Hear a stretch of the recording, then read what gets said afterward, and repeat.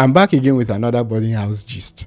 God. You see, two schools that changed me. Like the person I was before I started those schools and the person I became after I graduated. Our first Federal Government College, Jos. The kind of person I was when I came, God.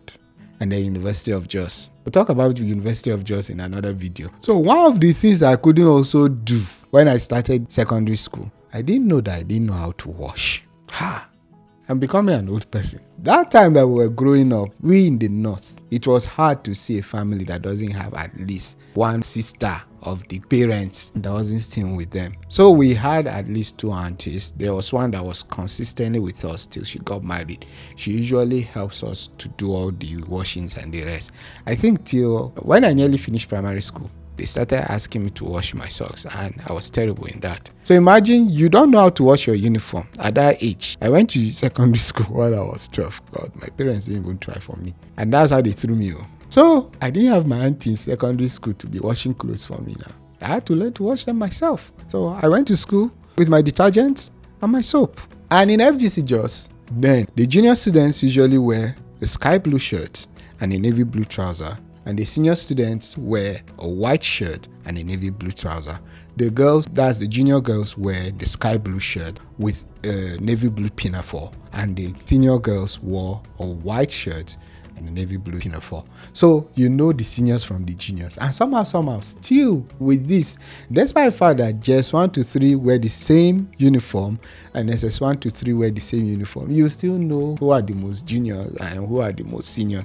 It's like that. God.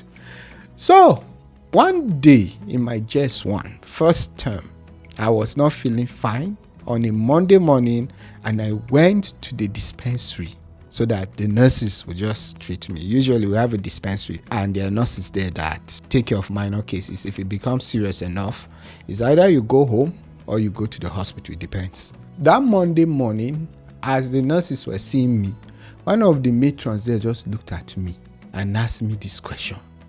Why didn't you wash your shirt during the weekend? I just looked at my shirt that I washed. I actually washed the shirt. But wow, it didn't look washed. And I looked at it, true, it didn't look washed, it was dirty. And I felt too embarrassed to tell her that I had washed it because it's going to be another drama. I just claimed that there wasn't soap and water. And she told me that I should go and get whatever I need to get to wash this shirt. She doesn't want to see me with this shirt like this the next day. I was a dirty boy. God.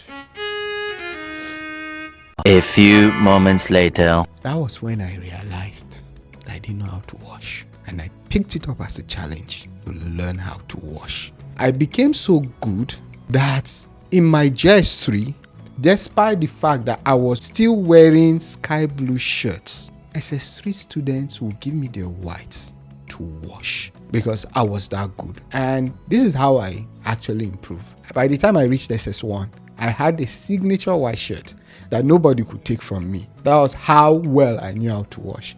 So you see this boarding school, I will still tell my wife that if I can, if it's possible, these children will just go to boarding schools. They will be fine. They are my children. They will be fine. I don't know if I didn't go to boarding school now because my auntie was still around till towards my JS 3. That's when she got married. Abi. So maybe it would have been towards that time that I really learned to wash. Imagine marrying a man that cannot wash. God. Anyways, what I'm saying is that if you can't, just carry your children to boarding schools. Good boarding schools though. I've done info. Do whatever you want to do with it.